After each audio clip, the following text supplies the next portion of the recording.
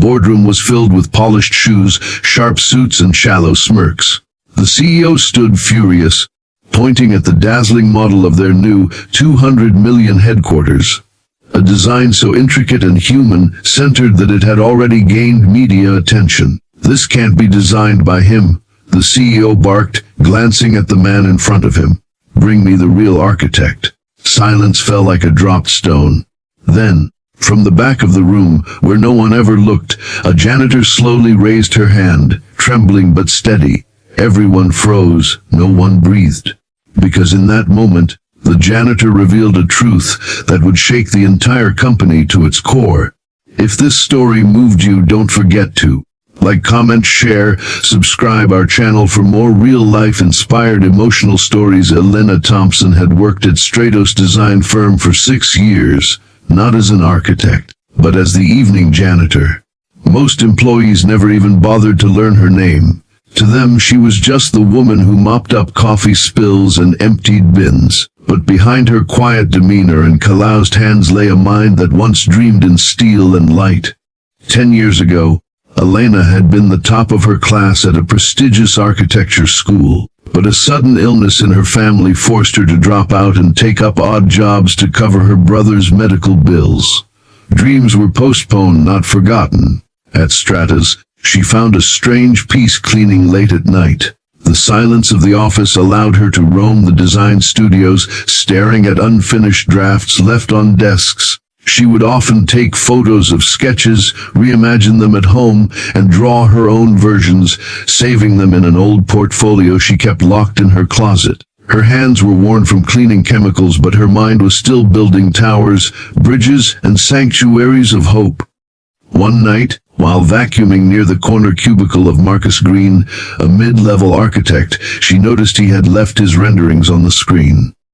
Beautiful, but flawed. She hesitated, then scribbled a small suggestion on a sticky note and left it anonymously. The next day, she saw her suggestion had been implemented. It became a pattern. Quiet contributions, tiny edits, anonymous help. Marcus thought he had a secret admirer or maybe a ghost in the office. He never imagined the janitor who greeted him with a shy nod in the elevator was the silent genius behind his growing reputation.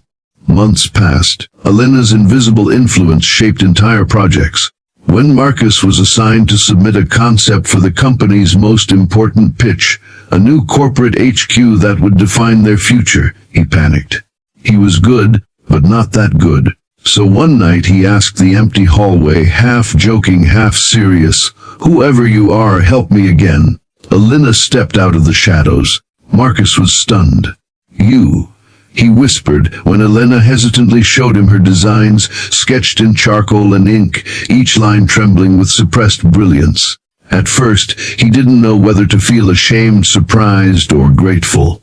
But as he flipped through page after page of her work, emotion overtook pride. He knew he could never design like this. They formed an unspoken partnership. She designed, he refined and presented. Marcus gave her access to his software. She stayed up after cleaning shifts, working till dawn, pouring her soul into what would become the winning pitch. Their design was unlike anything the company had seen. A sustainable, community-centered building that used natural light, flowing structures, and local materials. It felt like art, not just architecture. The CEO loved it. When Marcus presented it, he received standing ovations from department heads. Investors called it revolutionary. The media began buzzing, but the praise felt hollow to him. He tried telling the executives that he hadn't designed it alone, but they brushed it off. "It's a team effort," they said. Then came the day of the unveiling. All the company heads were present, clients, journalists, even the mayor. The CEO stood up, shaking Marcus's hand, and addressed the audience. "We are proud of this design, but something doesn't add up. I've known Marcus for years, and forgive me, son, but this feels beyond you. So let me ask this clearly, bring me the real architect."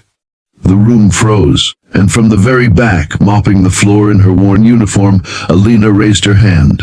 The room exploded into murmurs. Some gasped.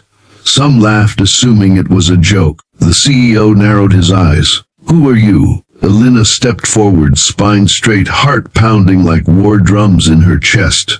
"My name is Elena Thompson," she said. "I'm the janitor here, but I'm also the one who designed this building." Disbelief, confusion, but Marcus stood beside her and confirmed it. "It's true," he said. "Everything you see in that model, those were her ideas. I just helped bring them into the software. She's been designing at night while we all sleep."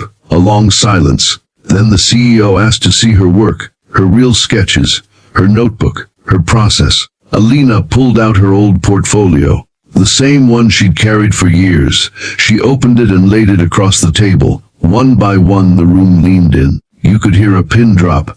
They were not just drawings. They were stories told in steel, glass, and air. Schools shaped like open arms.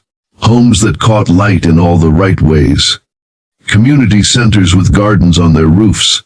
Every page bore the mark of someone who had suffered, but still believed beauty was possible. The CEO sat back slowly. "You designed with feeling, with purpose." She nodded. "Because I've cleaned enough corners to know where the light should fall. I've walked through silent offices to know what makes a space feel alive. And I've had to give up dreams before, but not anymore."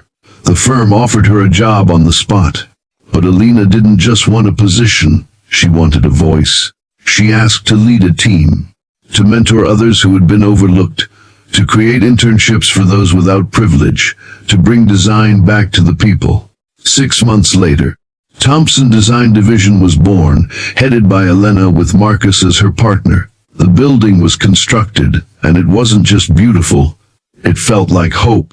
On opening day, the mayor gave a speech. "This space was made by someone who understands people, not just blueprints, and that," he said, looking at Elena, "is what true architecture is. Greatness doesn't always wear a suit.